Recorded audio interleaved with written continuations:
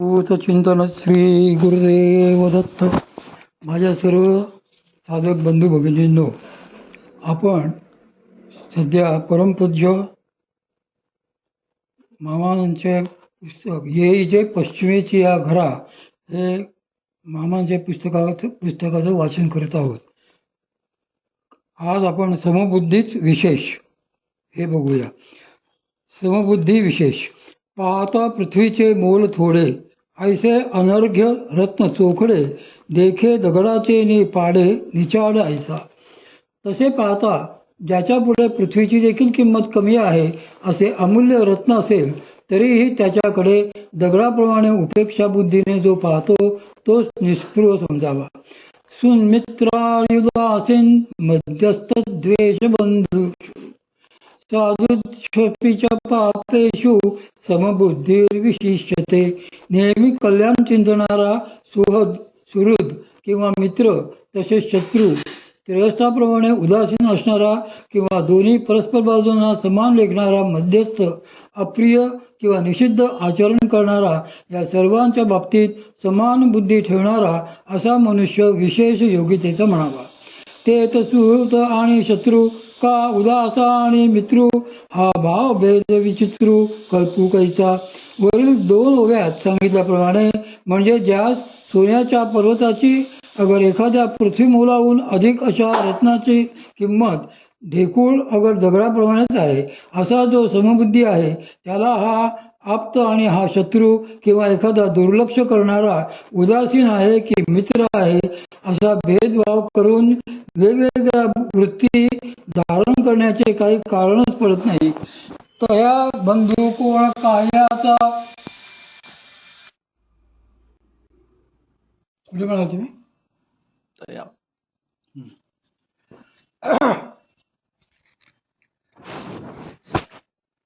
तया बंधू कोण काढा कायाचा, द्वेषिया कवण तयाचा, मीच विश्वाईचा जयाचा बोध झाला. त्या समबुद्धी झालेल्यास बंधुप्रिय नातलग कोणता आणि द्वेष कोणाचा करायचा हे लक्षातच येत नाही. कारण सर्व विश्व म्हणजेच मी असा बोध झाल्यामुळे तो सम असतो. हे पुढील ओळीत पहा. मग तयाची ये दृष्टी अजश्चोत्तमासे किरीटी, काय परिसाची कसबटी वानियाची जे. आपणच सर्व विश्व आहोत असा अनुभव आल्यानंतर मग त्याच्या दृष्टीला हा अधम व हा उच्च असा भेद राहत नाही. उदाहरणार्थ लोखंडास परीस लागल्यावर त्याचे सोने होते, त्यात हीन, मध्यम व उत्तम असा भेद होऊ शकत नाही. याचा आणखी खुलासा माऊली पुढील ओळीत करतात. ते जैसी निर्वाण सुवर्णची करी, तैसी जयाची बुद्धी चराचरी, होय साम्याची उदरी निरंतर. परीस ज्याप्रमाणे त्या लोखंडाचे सोने करतो त्याप्रमाणे त्याची बुद्धी चराचराच्या ठिकाणी एकरूप होऊन जाते. ती थोड्या कालापुरती नसून निरंतर तशीच राहते. पुढील ओळीत एक उत्तम उदाहरण देऊन माऊली हे पटवितात. जे ते विश्वालंकाराचे विसुरे, जरी आहाती आनाने आकारे, तरी घडले एकची भांगारे परब्रह्मे. ज्याप्रमाणे सोन्याचा जो अलंकार आहे तो सोन्यानेच घडलेला असतो, त्यात सोन्याशिवाय वेगळे काही नसते. तसेच सर्व सृष्टी एका परब्रह्मरूपाने नटली आहे असा ज्याचा भाव असतो त्याच्या लक्षणांसाठी पुढील ओळी पहा. ऐसे जाणणे जे बरवे, ते फावले तया आघवे, म्हणून आहाच वाचे न कवे. येणे आकारचित्रे पाहून फसत नाही. सर्वत्र परब्रह्मच नटलेले असे जाणणे जे बरवे म्हणजे अनुभूतीजन्य कारण शब्द ज्ञानाने ते समजते, पण प्रत्यक्ष वागणूक तशी नसते. म्हणून ज्याची तशी वागणूक आहे तोच सृष्टीत ही जी केवळ आकारचित्रे दिसतात त्यांच्याकडे पाहून फसत नाही. चित्रे कितीही प्रकारची असोत ती सर्व रंगाचीच बनलेली असतात. तसे सर्व सृष्टीतील आकार मात्र परब्रह्मच होय असा त्याचा भाव असतो. पुढील ओवीत माऊलींनी यावर फारच बहार केली आहे. घापे पटा माझी दृष्टी, दिसे तंतूची चैंद सृष्टी, परी तो एक वाचोनी गोष्टी दुजी नाही. एखाद्या वस्त्राकडे दृष्टी जाताच त्या वस्त्रात आडवा उभा सुताचाच धागा आहे, त्याशिवाय काही नाही. इतकेच काय, त्या सुतात कापसाशिवाय काही नाही असे ज्याचे अनुभवास येते त्याची लक्षणे समजावीत यासाठी पुढील ओवी माऊली घालतात. ऐसे नि प्रतीती हे गवसे, ऐसा अनुभव जयाचे तसे असे, तोच समबुद्धी हे अनारिसे नव्हे जाणे.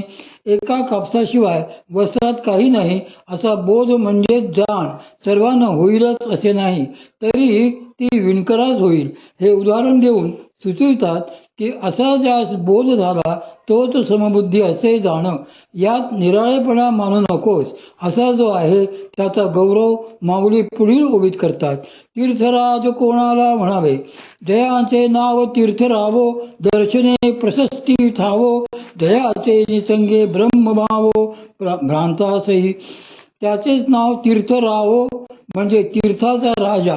ज्याप्रमाणे दोन सामान्य नद्या एकत्र आल्या की संगम होतो, परंतु विशेष नद्या एकत्र आल्या की प्रयाग होतो, आणि गंगा यमुना व त्याबरोबरच गुप्त असलेली सरस्वती अशा तीन नद्या एकत्र येतात तेव्हा त्या तीर्थालाच प्रयागराज असे म्हणतात. त्याप्रमाणे ज्यामध्ये कर्म, उपासना व ज्ञान यांचा समन्वय साधलेला असून जो भक्ती म्हणजे प्रेमाने ओथंबलेला असतो त्यासच तीर्थरावो म्हणावे. त्याच्या दर्शनाने स्वतःमध्ये पूज्यभाव निर्माण होतो. इतकेच नव्हे तर साधकाचा म्हणजे दर्शन घेणाऱ्याचा भ्रमनिरास होऊन तो ब्रह्मभावाकडे वळतो. जयाचे नि बोले धर्मजिये, दीठी महासिद्धी ते विये, देखे स्वर्ग सुखादी ये खेळ जयाचा. त्याच्या बोलण्याने धर्म जगतो, त्याच्या दृष्टिक्षेपाने मनुष्यास त्याचे कार्य झाल्याचा प्रत्यक्ष अनुभव येतो. या ठिकाणी विये असा शब्द वापरला तो प्रसवे या अर्थाने आहे. जसे प्रसवतात स्त्री एकटी असलेली तिला मूल होते, त्याप्रमाणे साधू तसेच असतात, परंतु जो गरजू म्हणजे आर्त त्यांच्याकडे जातो त्याची आर्तता पूर्ण होते. यालाच स्वर्गसुखाचा खेळ, जसा लहान मुलांचा खेळ तसा असे म्हटले आहे. अशा सत्पुरुषाचे नुसते स्मरण केले तरी केवढे काम होते ते माऊली पुढील ओळीत सांगतात. चित्तात आठव हवा, विपाये जरी आठवला चित्ता, तरी ते आपुली योग्यता, हे असो तया ते प्रशंसिता लाभार्थी. विपाये याचा अर्थ दोन प्रकाराने करता येतो, कदाचित किंवा सहज. कसाही त्याचा आठवा झाला म्हणजे मात्र तो मनात उपयोगाचा नाही तर चित्तात व्हावा लागतो, तरच त्याची जी योग्यता आहे तिचा अनुभव सामान्य माणसास येतो.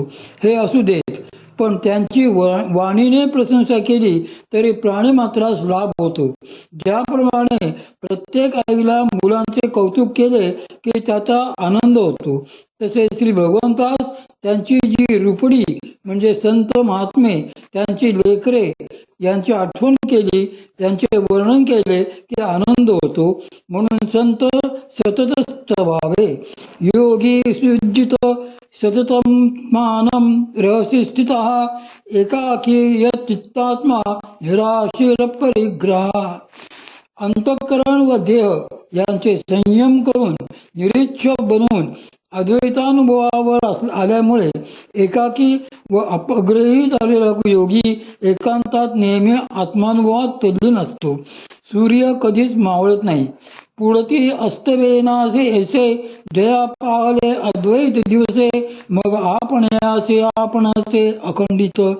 पुन्हा कधीच मावळणार नाही अशा सूर्यनारायणाच्या उगवण्याने ज्याला उजाडले आहे म्हणजे अद्वैत सिद्धांत अनुभवास आला आहे असे जेव्हा होते तेव्हा तो स्वतःमध्ये रमून राहतो आणि तेही अखंडितपणे. ऐसी या दृष्टी जो विवेकी पार्था तो एकाकी, सहज अपरिग्रही जो तीही लोकी तोच म्हणून.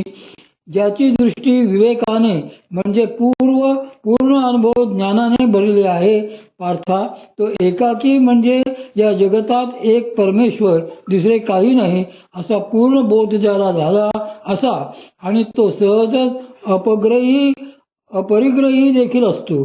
तसेच या पृथ्वी तलावरील वस्तूंबद्दल तर तो निष्प्रिय असतोच, पण तिन्ही लोकांच्या बाबतीतही तो तसाच असतो.